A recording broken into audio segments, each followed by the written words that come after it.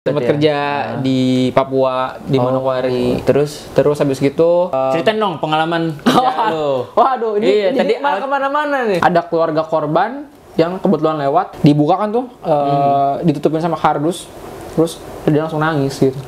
Dia ngontek keluarga yang lain, keluarga yang datang, ya teriak-teriak gitu biasa, dan ya cukup ini aja lah gitu. Menyentuh, makanya menyentuh.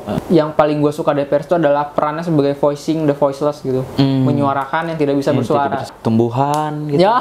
Itu kalau dari teman-teman, kalau dari dosen sendiri ada gak? Dari dosen, ya dikomunikasikan lah ya. Gitu. Oke. Kok kalau mau ngomong terlalu ini banget, takut nanti ada yang lain gitu. Apa iya lebih serem isu kampus daripada nasional? Halo Sobat Bidik, ketemu lagi bersama gua Muhammad Ilham Bintang selaku Ketua UKM Jurnalistik Untirta 2023-2024. Tentunya di acara yang kalian tunggu-tunggu, yaitu Siap Tum. Wah, sekarang gua sedang bersama Audi, nama lengkap nama gue Raden Odino Kusuma. Oke, orang-orang bingung nih, nggak tahu. Oke. Jadi buat yang belum tahu, untuk Sobat Bidik, jadi Audi ini adalah Ketua UKM Jurnalistik Untirta sebelum gua, yaitu periode 2022-2023. Ya, betul ya, gitu. Siap Tum. Siap Tum. Gitu.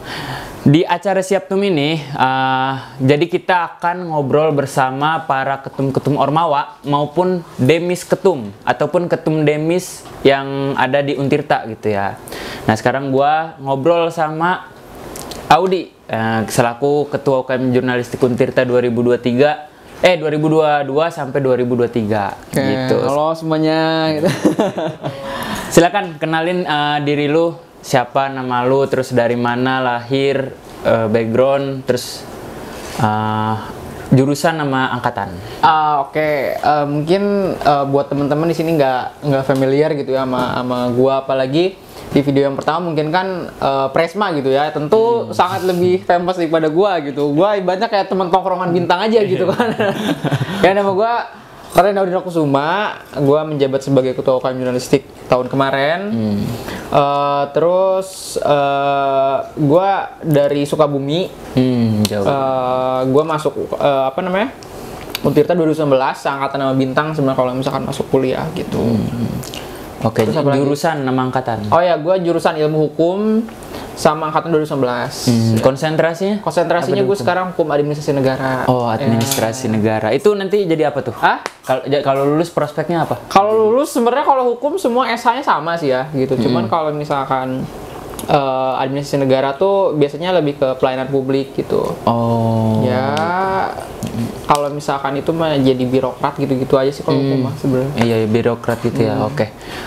Lu SMA di mana nih? Gue SMK 1 di Kota Sukabumi. SMK 1 Kota Sukabumi. Gue jauh banget sebenarnya sama jurusan ilmu hukum gue sekarang. Gue dulu SMK-nya Teknik Geomatika.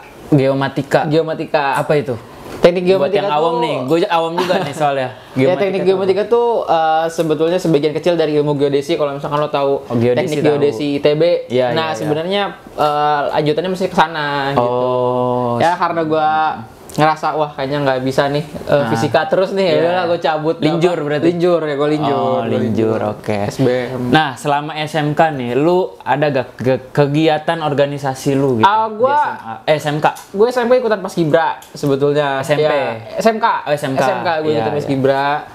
Terus sempat OSIS juga, tapi mungkin yang lebih aktif gue Paskibra doang sih. Paskibra. Di situ Paskibra tuh lu jadi apa? Gue waktu itu jadi Pusit Bangdok ada namanya. Pusat Penelitian dan Pengembangan Dokumentasi. Sama mungkin kalau di ini tuh MSDM. Misalkan di UKM Jurnalistik kan ada MSDM gitu ya, sama kayak gitu sih. Oh, kayak gitu. Berarti lebih SDM. Ke sumber daya anggotanya gitu ya. Gitu aja sih. Terus selain Paskibra apa lagi nih? OSIS. Kiprah lu? OSIS. Iya, OSIS, tapi gue gak terlalu aktif sih di OSIS dulu. 1 tahun doang apa? Iya, 1 tahun doang. Gue masuk Sekbid 10 tentang bahasa kalau nggak salah. Bahasa Inggris kalau nggak salah. Kebahasaan. Ya, kebahasaan kalau nggak salah. Koreksi aja kalau nggak salah, Sekbid 10 tuh bahasa kalau nggak salah. Oke. Nah, dari situ lu SMK berarti aktif terakhir di Paskibra ya? Iya, gue tuh sebenarnya angkatan 2018. 2018. Ya, gua gap year. Jadi waktu 2012 gua gak keterima di SBM sama SNM. Terus gua kerja dulu sebagai surveyor sesuai jurusan gua. Oh, sempat kerja berarti. Sempat kerja di Papua di Manokwari. Terus habis gitu ceritain dong pengalaman kerja lu. Waduh, ini tadi malah kemana-mana nih. Tadi juga Presma gitu, dia nyeritain dulu. Oh ya, ya gue waktu itu kebetulan karena gue lagi gap year ya gitu, gue juga masih pengen masuk ini, cuman daripada mikir gue nganggur setahun, seenggaknya gue sempat kerja dulu tuh. Kebetulan temen gue ada yang nawarin waktu itu di Papua di Manokwari, di Warmare tepatnya. Oh, Warmare. Ya itu kayak kabupatennya lagi lah gitu, masuk lagi dari Manokwari. Masuknya provinsi apa tuh? Papua Barat. Papua Barat. Ya, maksudnya Papua Barat. Terus gua, sekitar hampir setahun deh, 8 bulanan pokoknya. Habis itu gue resign, terus gue persiapan lagi buat SBMPTN. Oh, berarti keluar dulu baru persiapan? Iya, persiapan. Bukan gara-gara keterima terus keluar, bukan? Enggak. Kan tes waktu itu masih offline ya, jadi nggak mungkin kalau misalkan gue. Oh iya benar, masuk. Jadi habis itu gue pulang, persiapan, gue masuk, terus pilihan pertamanya waktu itu UGM. Keduanya Untirta, karena udah gap year ngerasa kayak cari aman lah. Ya udah gue milihnya Untirta pilihan keduanya. Nah, gitu, untuknya lulus. Kenapa lu tahu Untirta? Kan lu Sukabumi nih. Iya. Kayaknya jauh banget kalau bersentuhan sama Untirta gitu. Kenapa? Ya karena memang dari awal gue nggak pernah kepikiran ke Untirta sih ya. Dari dulu juga gue SNM SBM nggak keterimanya di Unpad gitu. Gue kenapa milih ini karena saudara gue ada yang di Untirta. Oh, dari saudara. Iya, dari saudara gue. Itu baru gue tahu Untirta. Terus akhirnya lihat-lihat jurusannya, ya udahlah, nyari yang aman pilihan keduanya gitu. Di UGM lu ngambil apa? Antropologi. Oh, sama-sama IPS juga lah ya. IPS lah. Oke. Terus lu keterima Untirta SBM berarti. Gua keterima di Untirta SBM 2019. SBM 2019. Nah, ketika lu masuk kuliah, apa perbedaan yang lu rasain antara SMA dan kuliah? Gue di SMK sebetulnya malah ngerasa ya kan banyak ya waktu ospek tuh masih banyak hal-hal kayak perpeloncoan gitu ya. Iya, betul. Karena SMK gue SMK Semi Taruna sebenarnya kayak udah biasa aja sih gitu. Tiap pagi apel malah terus ini. Jadi kayak kalau disuruh botak, gue 3 tahun botak gitu. Jadi kayak nggak terlalu banyak culture shock sih kalau misalkan buat ini. Cuman kayak ya lah gitu, ketemu lagi yang kayak gini gitu. Bosen aja sih, lebih ke bosen gitu. Karena udah keseringan gitu. Bukan maksudnya petantang penenteng jago ya gitu. Cuman kayak males aja gitu. Ya Allah, ketemu kayak gini lagi. Udah gitu. Kayak bukan masanya gitu gitu. Iya. Karena lu emang SMK-nya Semi Taruna gitu. SMK 1 Kota Sukabumi. Terus kan lu linjur ya. Linjur berarti lu dari dunia saintek ke dunia sosum. Apa tuh perbedaan culture shock lah istilahnya yang lu rasain? Ya, kalau culture shocknya mungkin lebih ke apa ya? Waktu culture shock yang awal kerasa tuh waktu persiapan kali ya. Waktu persiapan SBM. Karena waktu itu kan sosum sama saintek otomatis materinya beda. Iya, nah, waktu belajar karena gue dari SMK, gue nggak belajar ekonomi, nggak belajar geografi gitu. Otomatis di situ persiapannya harus lebih ekstra daripada anak SMA lah ya. Gitu. Terus kalau misalkan waktu kuliah,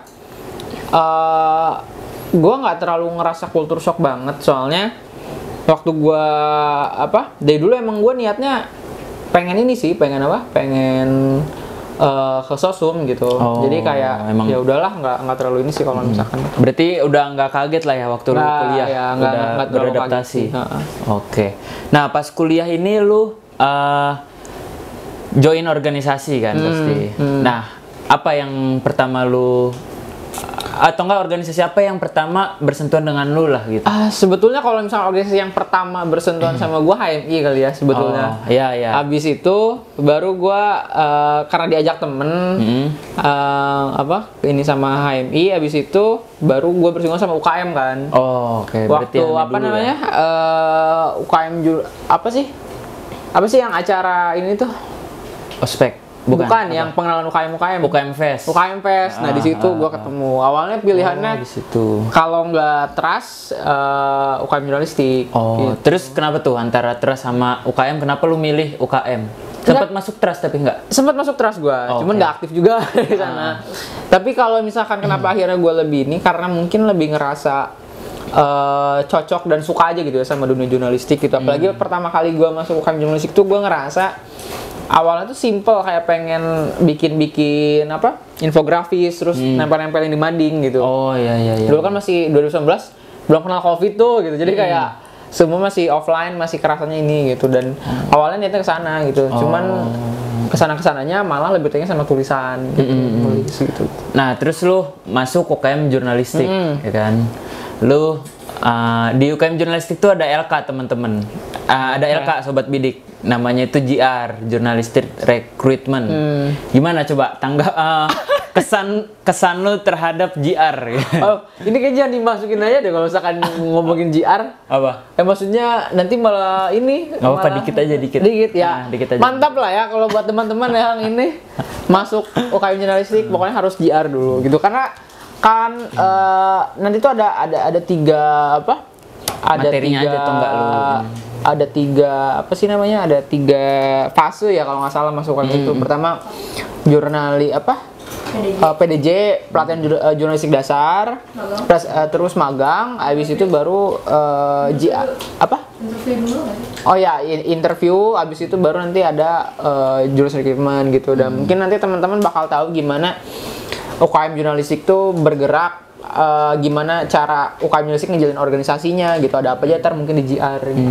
Jadi di JR itu penyampaian materi-materi Iya, gitu terkait ya? keorganisasian sih, Iya, lebih tepatnya. keorganisasian gitu. Jadi kita tuh masuk UKM jurnalistik bukan cuman belajar jurnalistik ya, tapi berorganisasinya juga gitu. Ya karena yang namanya UKM kehitungnya tetap organisasi ya. Jadi teman-teman pasti dituntut buat belajar gimana caranya berorganisasi gitu. Nah, pas lu masuk nih UKM jurnalistik, harapan lu waktu sebelum masuk sama pas lu udah masuk itu sama atau beda gitu? Mungkin bedanya karena waktu gue masuk itu COVID ya. Oh, lagi COVID. Ya, jadi abis itu banyak kegiatan kita akhirnya dibikin online untuk pertama kalinya gitu. Kayak kunjungan media nggak adain kalau nggak salah. Terus liputan-liputan akhirnya pakai WA doang gitu. Akhirnya semuanya terpaku cuman ya lewat gadget aja, dan orang-orang juga pada di rumah masing-masing gitu. Kita nggak ada ini, dan itu doang sih yang gue sayangkan. Dan gue tahu banget kalau misalkan mungkin waktu itu kita nggak COVID, nggak online, UKM jurnalistik seru banget gitu.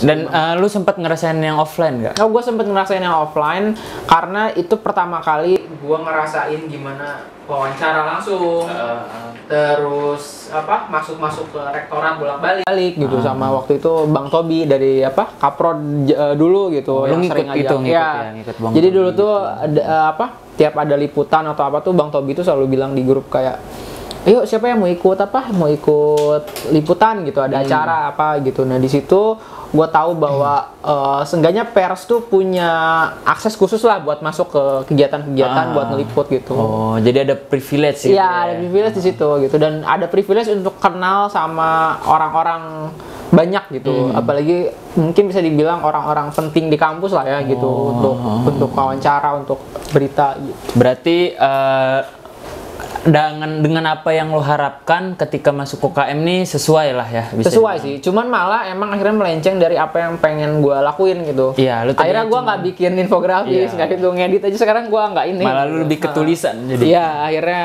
fokusnya ke sana aja sih. Gitu. Nah, kenapa sih waktu UKM Fest nih lu milih UKM, kan ada UKM lain juga kan gitu. Kenapa gitu akhirnya UKM jurnalistik lu lebih mantapkan gitu? Yang tadi gue bilang sih ya, kenapa gue milih UKM ini, karena tadi awalnya gue ada niat buat itu gitu. Terus kenapa awalnya juga gue mikirnya Trust, karena gue pengen ke UKM yang gue rasa, wah UKM-nya nih ada produknya lah gitu. Kayak Trust biasanya kan kartus ilmiah gitu. Kalau UKM jurnalistik produknya berita gitu. Iya, Apalagi gue suka aja gitu ke dunia kejurnalistikan, selain yang tadi gue bilang gue suka dengan pengen bikin infografis, terus dicetak terus ditempel. Gue juga suka berita-berita gitu, baca-baca berita gitu, dan dari situ gue ngerasa kayak wah cocok aja nih gitu. Gue pengen ngerasain gimana nya jadi pers kampus gitu. Gitu sih. Terus singkat cerita lu masuk UKM jurnalistik nih. Lu jadi apa? Waktu pas masuk Waktu tuh jadi apa dulu? Anggota setahun kan. Setahun lagi Reporter gua jadi, ya hitungannya berarti. Iya, kalau di UKM jurnalistik semua masuknya reporter sih kalau anggota ya. Habis itu baru gue jadi litbang isu. Kalau di di UKM Music itu ada namanya litbang isu. Litbang isu apa sih? Coba terangin ke sobat bidik buat yang belum tahu. Kalau gua udah tahu sih, buat jadi, sobat bidik aja. Litbang isu itu penelitian dan pengembangan isu. Jadi tugas dari litbang isu itu sendiri yaitu buat ngehimpun isu-isu yang ada gitu ya. Habis itu nanti kan dirapatin di rapat proyeksi, kita bahas bareng-bareng gitu sama pengurus yang lain. Nah baru habis itu ada pemilahan buat mana yang akhirnya layak buat jadi berita, mana yang enggak gitu. Terus mau dibikinnya kan karena UKM Jurnalis itu punya 4 departemen ya? Iya, ada 4. Ada cetak, video, 5 sekarang ya? Kalau sekarang 5. Ya. Kalau waktu lu mungkin 4 ya. 4 gitu. Ya, cetak, video, foto video. Sama media online. Ya, media online media sekarang online. ya. Betul, sekarang betul. namanya desain grafis kan? Iya. Nah, itu nanti akhirnya dipecah tuh. Kayak isu-isu yang udah dapat dari litbang isu, dari kawan-kawan yang lain juga, di kita rapat proyeksiin. Habis itu kita putusin mau dibikin jadi produk berita online kah? Atau video, atau mungkin dalam bentuk infografis biasanya tuh. Atau mungkin masuk majalah untuk di media cetak gitu. Oh, berarti tugas kita tuh menghimpun isu-isu yang ada di kampus buat nanti akhirnya jadiin pembahasan di rapat proyeksi. Oh, berarti litbang isu nih harus wawasan kampusnya luas lah ya. Iya, sebetulnya memang kalau misalkan wawasan luas, namanya menurut gua ya, namanya pers tuh emang harus wawasannya luas gitu. Semua nggak harus litbang isu iya, doang. Semua lah. Betul. Karena pers tuh dituntut buat jadi generalis gitu kan. Harus paham semua isu, harus paham semua hal gitu. Karena kita bakal jadi penyampai, baik jembatan lah ya, pers tuh gitu. Sebenarnya penerjemah gitu. Lidah rakyat juga ya. Ya, kita kalau misalkan yang selalu berapa kali gue omongin kalau misalkan itu yang paling gue suka dari pers itu adalah perannya sebagai voicing the voiceless gitu, menyuarakan yang tidak bisa bersuara. Nah, di saat kayak mungkin tumbuhan gitu. Ya, iya kan ada kan jurnalis lingkungan ada. Iya, jurnalis lingkungan ada. Ya. Iya gitu betul. Jadi di saat kayak ada keluhan dari kampus gitu, dari mahasiswa gitu yang mungkin kurang bisa tersalurkan ya disalurkan lewat media berita gitu. Kayak gitu sih. Terus lu masuk litbang isu ya? Iya, gue litbang isu. Nah, setelah litbang isu nih, lu naik dong jenjangnya. Nah ya. Ke apa tuh? Gue jadi ketua umum. Jadi ketua umum. Nah, perjuangan lu antara dari litbang isu ke ketua tuh mudah apa enggak sih sebenarnya? Sebenarnya kalau di UKM jurnalistik gitu-gitu aja sih ya. Lu juga tahu mungkin. Intinya kalau misalkan jadi ketua asal mau aja lah ya. Asal ada keinginan gitu. Sama orang-orang menghendaki udah sih jadi ketua gitu. Cuman mungkin memang tanggung jawab aja sih. Tapi gua akuin semua ketua pasti tanggung jawabnya sama sih. Iya. Ibaratnya ngegendong organisasinya lah gitu. Kalau misalnya ada masalah ya paling turun paling depan. Kalau ada apa-apa ya harus yang paling pertama tahu gitu. Apa tuh tantangan lu saat ingin menjadi ketua nih? Berarti pas belum jadi ketua, ingin jadi ketua tuh apa tantangannya? Tantangan waktu mau jadi ketua mungkin terkait kayak siap nggak ya gitu. Soalnya ada mitos aja gitu ya di UKM jurnalistik gitu ya. Kalau misalkan jadi ketua atau jadi steering komite yang lain tuh lulusnya lama gitu. Iya.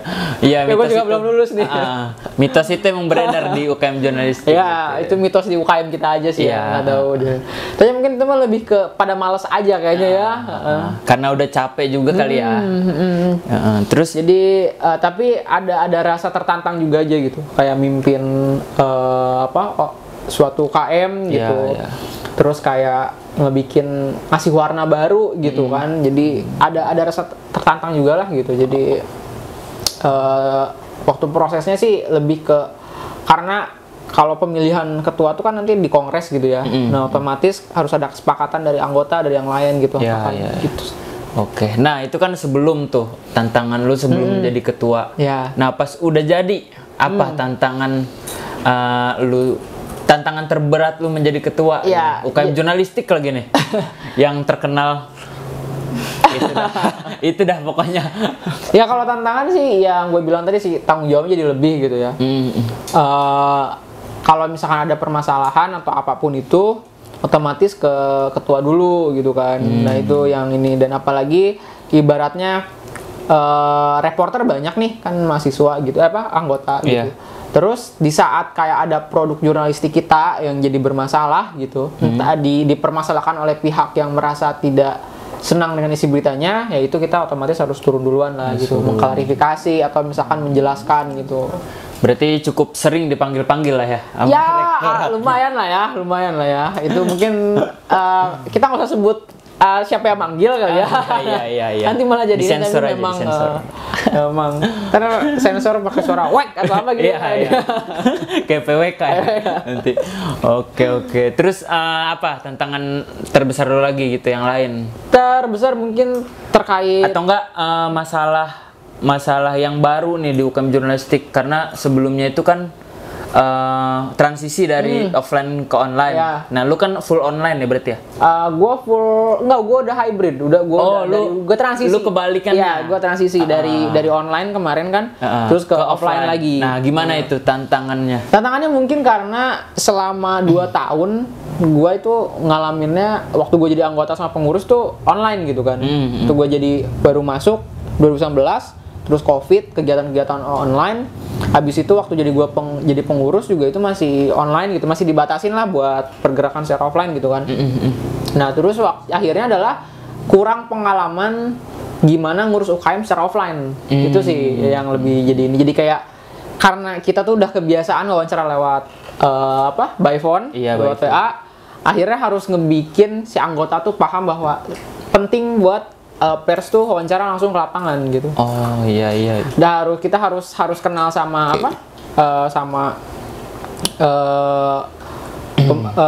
narasumber secara langsung gitu. Itu sih lebih kayak ke mindahinnya lagi aja gitu. Karena udah kebiasaan di online itu. Oke, berarti tantangannya itu ya.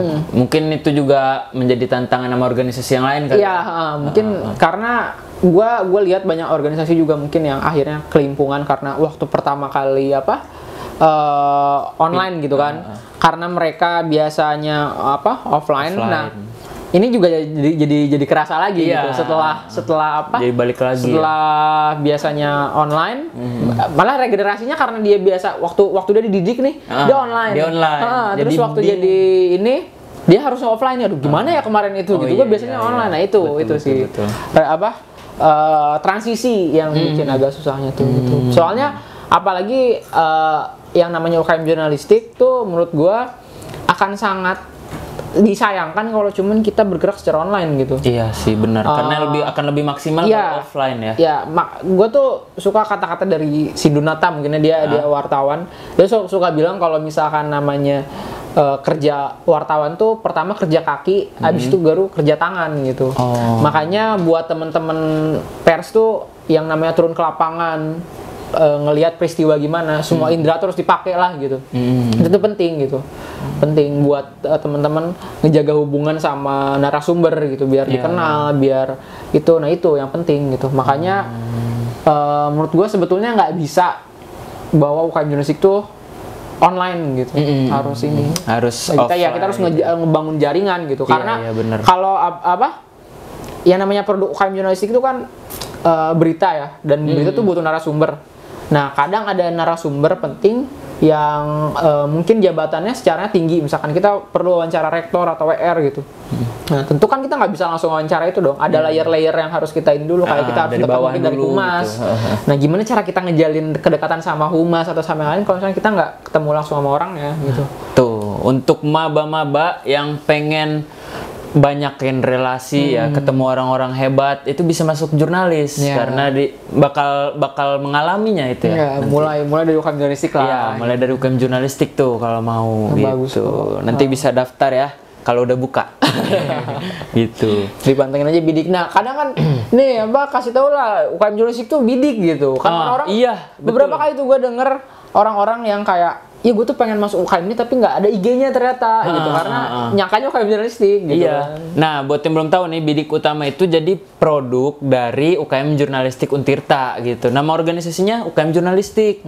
Nama medianya Bidik Utama gitu. Jangan dipisah gitu ya. Soalnya ada di kadang-kadang Medpar. Nah, Tapi Medparnya Bidik Utama Nah, iya, gitu. itu. Padahal kan organisasinya Namanya UKM UKM Jurnalistik Untirta gitu. Nah, terus lu udah jadi ketua nih. Pas jadi ketua apa aja yang lu lakuin gitu untuk UKM Jurnalistik? ya tadi sih gimana ngebikin bahwa organisasi yang biasanya online harus balik ke offline gitu. Otomatis dalam rapat-rapat harus dibiasain lagi offline. Terus dalam kunjungan media tuh biasanya kita tuh selalu ada kegiatan namanya tuh kunjungan media. Kayak kita ngedatengin media-media nasional atau lokal buat kita lihat gimana cara kerjanya gitu. Karena kita kan UKM yang berada di bidang jurnalistik, ya tentu kita juga butuh pengalaman buat melihat langsung di dunia nyatanya gimana sih gitu. Cara media asli itu kerja gitu. Kayak gitu sih. Jadi gimana transisinya lagi aja. Proker apa tuh? Boleh ceritain satu proker yang lu mengalami kesulitan ketika pemindahan online ke offline? Kalau misalkan masalah proker mungkin ya itu yang tadi gue bilang terkait wawancara gitu. Ada masalah terkadang di anggota yang dia udah kebiasaan wawancara online. Kalau misalkan si narasumber nggak bales, ya udah nggak di follow up nggak di mana gitu. Ya cuma nunggu balesan gitu. Nah itu akhirnya ngehambat berita dong gitu. Sedangkan yang namanya pers ya harus cepat juga kan sama berita gitu. Kecepatan sama ketepatan lah karena kita udah mulai masuk media online kan.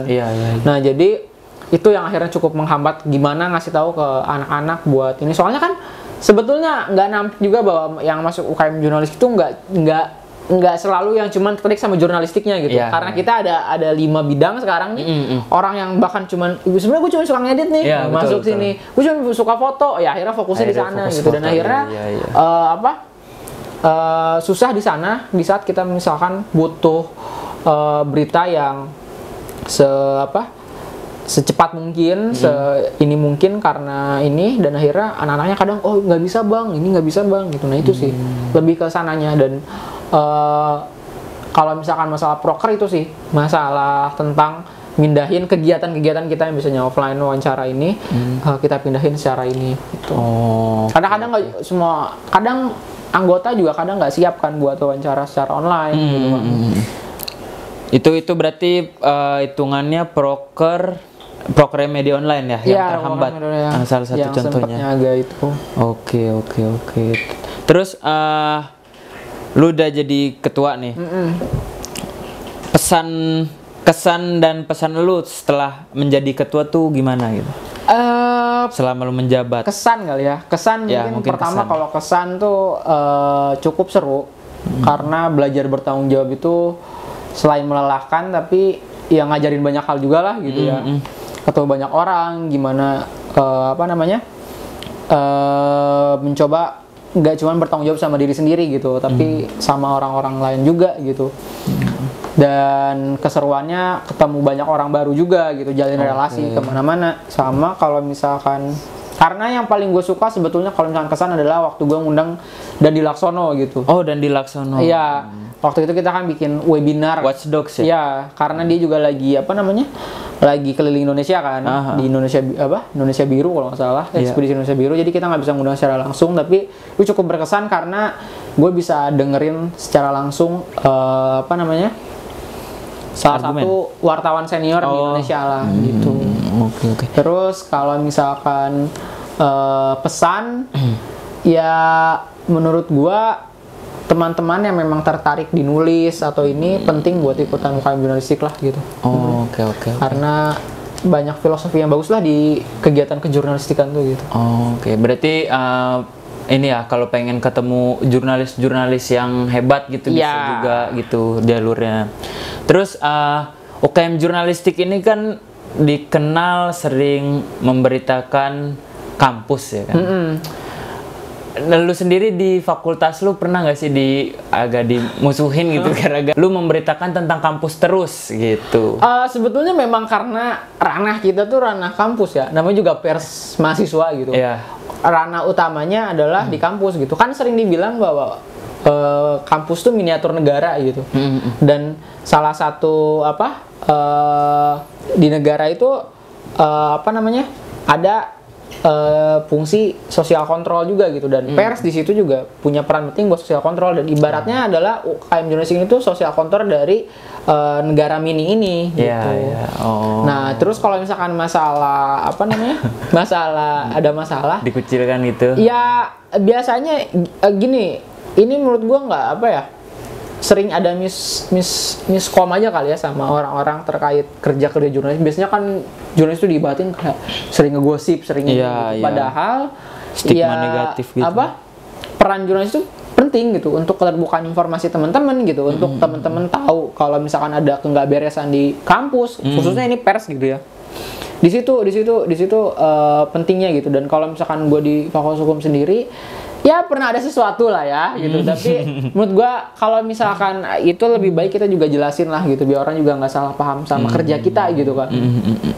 Soalnya kadang orang tuh kalau diwawancara udah takut duluan, udah apa gitu. Padahal ya pokoknya walaupun UKM Jurnalistik itu masuknya tuh bukan pers profesional gitu ya. Kita nggak dinaungin sama Dewan Pers, kita nggak dinaungin langsung di bawah Undang-Undang 40 99. Ibaratnya kita masih jurnalisme warga lah, jurnalis yang ini, tapi ya sebagai tempat belajar, gua tekankan tetap teman-teman tuh harus berpatokannya sama Undang-Undang 4099 sih gitu, terkait tentang kerja jurnalistik, terkait kode etik. Ya, kode etiknya. Gimana kita bikin berita tuh harus verifikasi gitu. Terus harus nge-cover both side gitu. Jadi itu tetap harus diiniin gitu. Walaupun kita sebetulnya tidak di bawah naungan Dewan Pers atau misalkan langsung dilindungi sama Undang-Undang 40 gitu. Kalau itu kan dari teman-teman berarti mah aman-aman aja lah ya. Aman-aman aja, tapi ya namanya orang, maksudnya kadang karena udah jadi udah jadi hal yang normal kali ya di kita, karena udah saking banyaknya media online di Indonesia, akhirnya banyak juga berita-berita bohong. Jadi kadang orang kayak, wah ini berarti bener apa enggak nih gitu. Nah, itu yang harus dilurusin sama pers, apalagi di Utama sekarang, bahwa kita kalau bikin berita tuh udah pasti datanya jelas, verifikasinya juga jelas gitu. Iya, berarti bukan berita yang clickbait gitu, bukan ya? Cuma asal comot doang. Oh, itu kalau dari teman-teman. Kalau dari dosen sendiri ada gak? Dari dosen. Dari dosen. Ya, ada dosen yang mengapresiasi juga kok. Oh, ada juga. Ada yang ya bagus gitu. Cuman ya paling ada miskom aja lah itu mah, paling ya.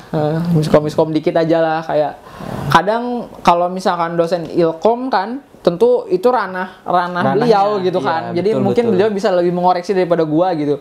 Karena bidang pendidikan latar pendidikan gua kan hukum gitu ya. Tentu masih banyak hal yang gua nggak tahu gitu, dan paling masalah kayak respon masukan mah ada sih. Oh, ada. Iya, ada. Dan itu diterima dengan baik aja. Diterima dengan baik gitu. Ya, dikomunikasikan lah ya gitu. Oke. Kalau mau ngomong terlalu ini banget, takut nanti ada yang lain gitu. Jangan. Ngeri juga gua. Yang harus disimpan aja. Jadi sensor aja panjangin gitu ya. Yang harus disimpan aja nggak apa-apa. Gitu. Oh, terus lu juga aktif di HMI ya? Iya, kalau gue di HMI di Komisariat Hukum doang sebetulnya. Komisariat Hukum gitu. Oh, jadi kalau tadi kan Algi itu episode yang pertama, Sapma itu kan satu Untirta gitu ya. Sapma Untirta, organisasinya satu Untirta. Nah, kalau HMI sendiri itu ini ya per fakultas ya? Iya, sebetulnya gue juga kurang ini. Gue nggak seaktif lo mungkin atau yang mana gitu ya. Gue cuman sempet aktif bentar lah di komisariat gitu. Intinya gue kenal orang-orangnya di komisariat lah gitu. Jadi kalau misalkan di luar nggak terlalu banyak apal juga gitu. Di HMI Hukum sendiri lo jadi apa? Anggota doang gue kalau ya. Oh, anggota. Iya, nggak pernah jauh. Nggak ngejabat apa-apa gitu. Berarti emang lu fokusnya di UKM Jurnalistik? Iya, di UKM Jurnalistik aja. Terus UKM Jurnalistik, lu selesai menjabat nih, menjabat UKM Jurnalistik. Kesibukan lu apa? Sekarang gue tergabung di Banten News, tapi statusnya masih magang lah bisa dibilang. Oh, status magang. Oke. Itu ngapain ya? Gue jadi wartawan. Gue tiap hari ngeliput dari Senin sampai Kamis tuh di Pengadilan Negeri Serang, ngeliput kasus-kasus yang lagi ongoing gitu. Oh, berarti lu stay tuh di Iya. di pengadilan. Kebetulan di Banten News gue ditugasinya di bagian hukum dan kriminal gitu. Oh, sesuai sama jurusan lu lagi. Iya, iya. jadi nyambung tuh. Lumayan. Tapi kalau ada peristiwa kayak apa? Kemarin ada tabrakan tuh di mana sih? Di Depan Sari Asih itu ya? Iya, saya situ. Iya, Nah, gue langsung datang ke situ. Nah, itu pengalaman pertama kali gue sih ya. Langsung ketemu mayat gitu, terus nyium baunya kayak. Terus itu lu berarti boleh masuk tuh? Kan di garis polisi gak? Enggak, waktu itu belum. Jadi waktu kejadian 15 menit setelah kejadian lah, gue ditelepon, disuruh sama redaktur buat datang ke tempat. Nah, pas gue datang, tinggal sisa satu korban. Yang korbannya dua ya? Bapak anak itu. Nah yang itu lu langsung memberitakan di tempat ya? Iya, langsung nulis di tempat wawancara saksi mata sih paling sama polisi. Sama gitu. polisi juga lu wawancara. Ya, Dan udah tayang beritanya? Udah tayang itu. Oke, nih beritanya nih. Editor. Oh, ini dimasukin nih. Iya, nanti dimasukin beritanya. Gitu. Iya, itu pengalaman yang lumayan inilah. Mungkin buat wartawan yang udah sering turun lapangan dan ketemu kayak mayat atau nyium bau mayat gitu mungkin udah biasa. Tapi menurut gua kemarin pengalaman yang lumayan berkesan lah gitu ya. Karena mencium Tapi lu takut darah gak sih? Gue takut darah enggak sih. Oh, enggak. Cuman aman. takut ke bentuk-bentuk yang udah tidak sesuai aja gitu. Iya. Enggak manusia lagi gitu bentuknya. Dan lebih ke tersentuh karena waktu kemarin tuh di saat lagi nunggu polisi datang, ada keluarga korban yang kebetulan lewat terus ngelihat bahwa ini motor keluarganya gitu. Terus waktu dia langsung nangis gitu. Itu lewatnya nggak sengaja atau? Iya, setahu gua sih kayaknya nggak sengaja ya, dia lewat terus dia lihat kayak ini kayak kenal motornya katanya. Terus pas dilihat motornya, dibuka kan tuh ditutupin sama kardus. Terus dia langsung nangis gitu. Dia ngontek keluarga yang lain, kalau yang datang teriak-teriak gitu biasa, dan ya cukup ini aja lah gitu. Menyentuh makanya menyentuh. Makanya kalau wartawan turun ke lapangan tuh itu sih menurut gue lebih akan tersentuh banyak ininya lah. Mentalnya bakal tergoncang-goncang lah ya. Berarti lu dengan minat lu sebagai jurnalistik sama jurusan lu itu bisa nyambung ternyata ya. Ya setahu gua sih ya, malah setahu gua kayak kan lu ditempatkan di Hukrim kan. Iya. Setahu gua malah sebetulnya kalau pers tuh memang harus dibiasakan buat jadi yang tadi gua bilang generalis gitu. Kita harus paham banyak isu, harus ini gitu. Dan setahu gua ya kebanyakan wartawan-wartawan senior tuh malah nggak langsung jurusan Ilkom gitu. Najwa Shihab hukum. Terus di Matahari ada tuh wartawan dulu dia yang bikin Geotimes kalau nggak salah. Dia teknik kalau nggak salah. Terus waktu tahun kemarin kita ke Detik kan.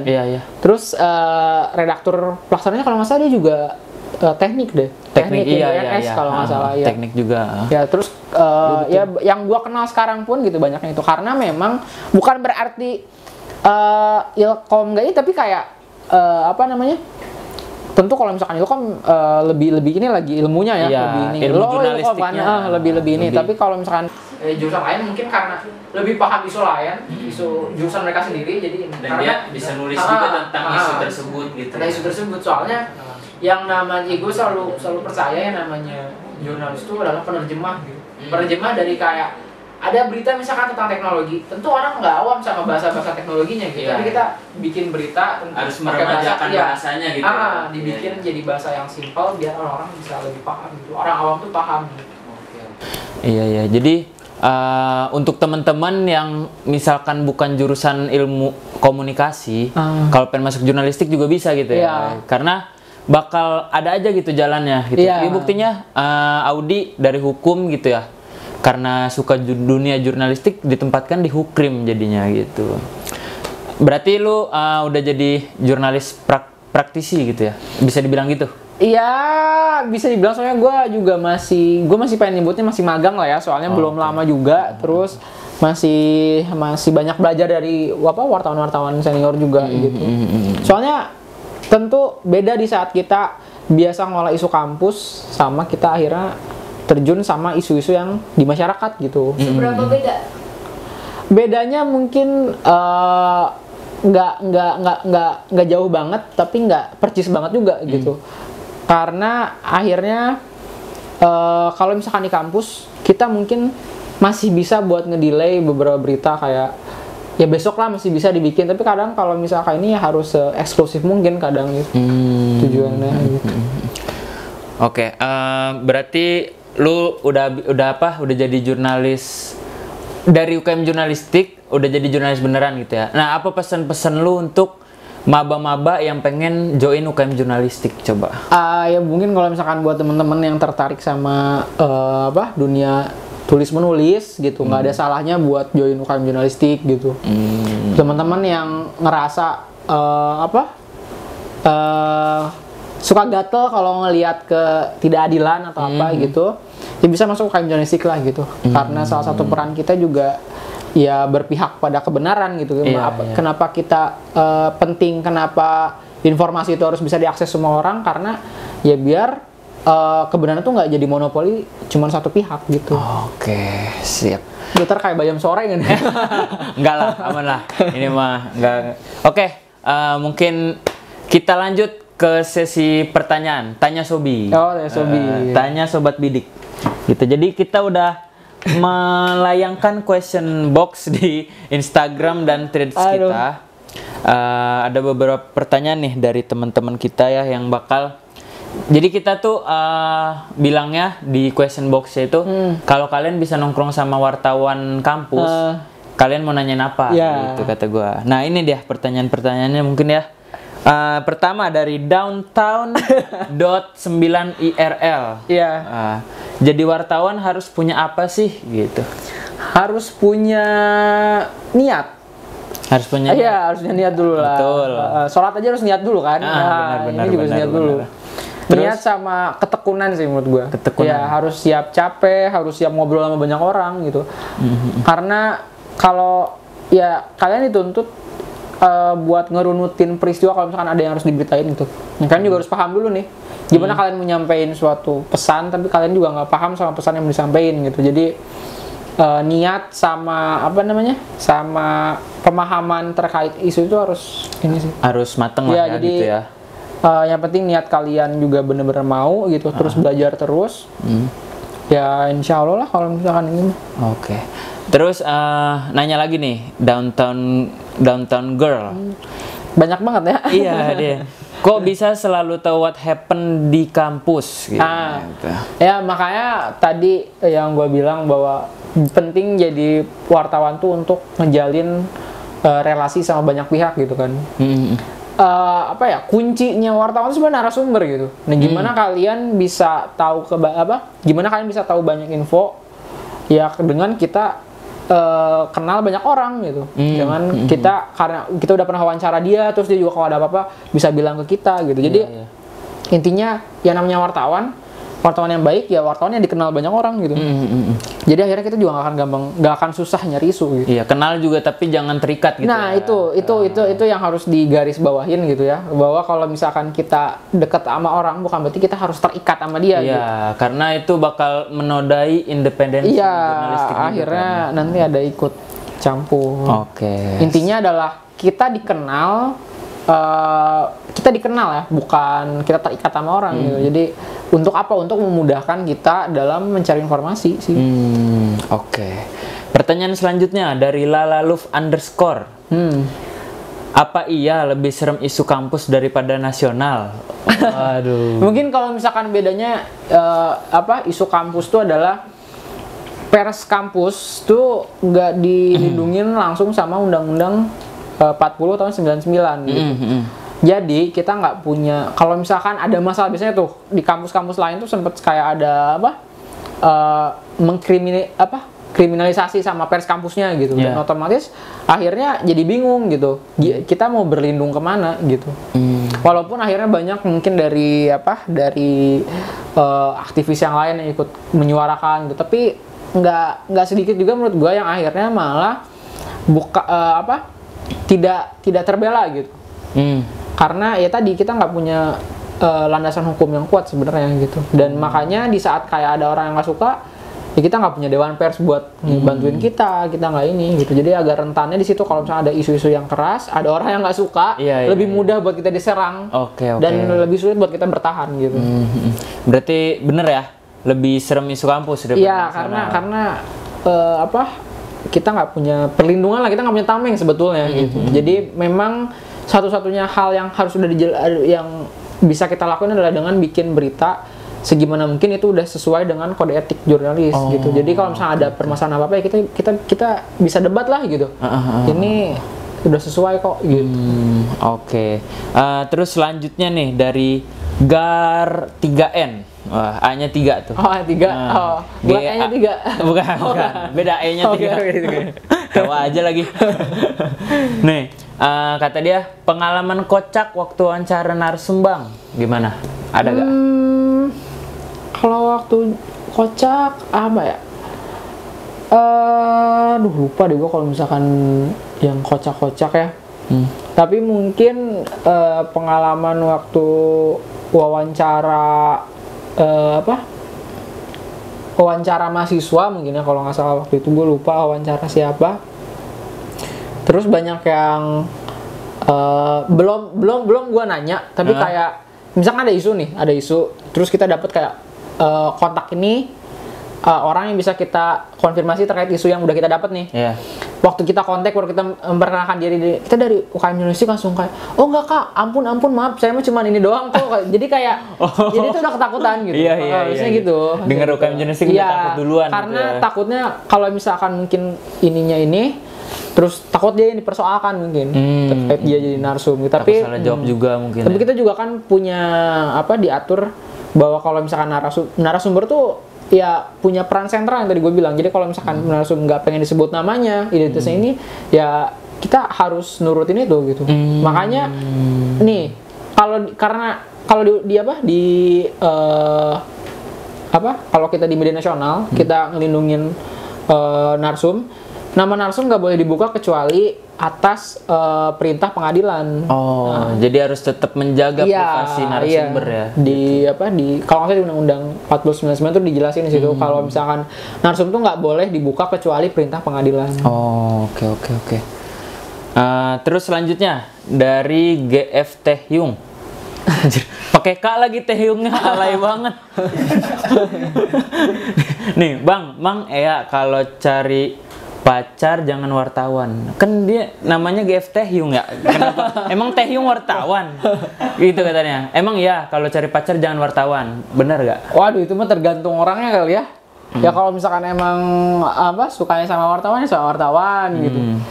Tapi mungkin kerja wartawan tuh bisa dibilang tiap hari kali ya. Apalagi tergantung kalau misalnya ada monumen besar, ya kita harus berangkat hari itu juga gitu. Mungkin jadi kayak mungkin sering ditinggalin, nggak tahu sih, gue nggak pernah pacaran sama wartawan beneran gitu ya, gue nggak pernah pacaran sama wartawan beneran sih. Gitu berarti GF Taehyung.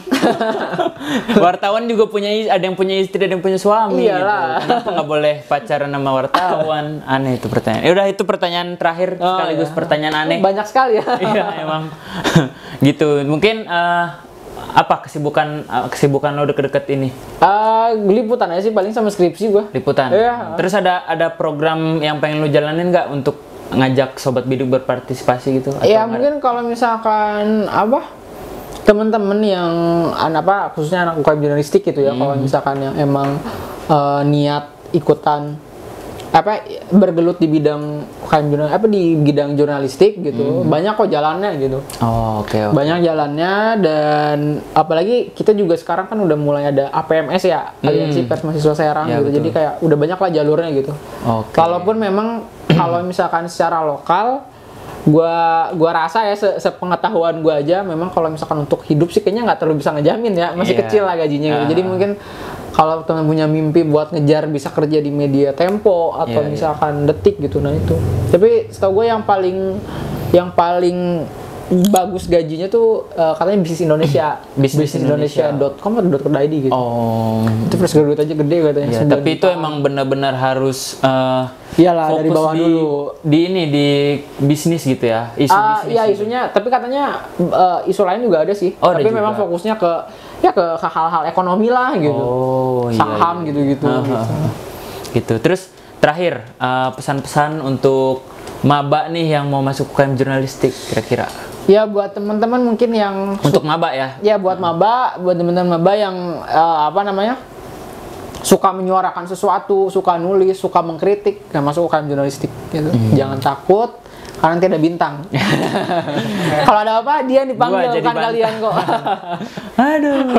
Ya udah, mungkin segitu aja untuk video episode kedua dari Siap Tum kali ini gitu. Terima kasih juga untuk Gelas Kosong Podcast yang telah meminjamkan seluruh studio dan peralatan ini. Gak modal ya UKM jurnalistik. Iya, gak modal, soalnya nggak turun. belum turun. Makanya turunin dong gitu. Aduh. Ya cairin lah. Gitu ya udah. Mungkin segitu aja dari gua. Akhir kata, wassalamualaikum warahmatullahi wabarakatuh.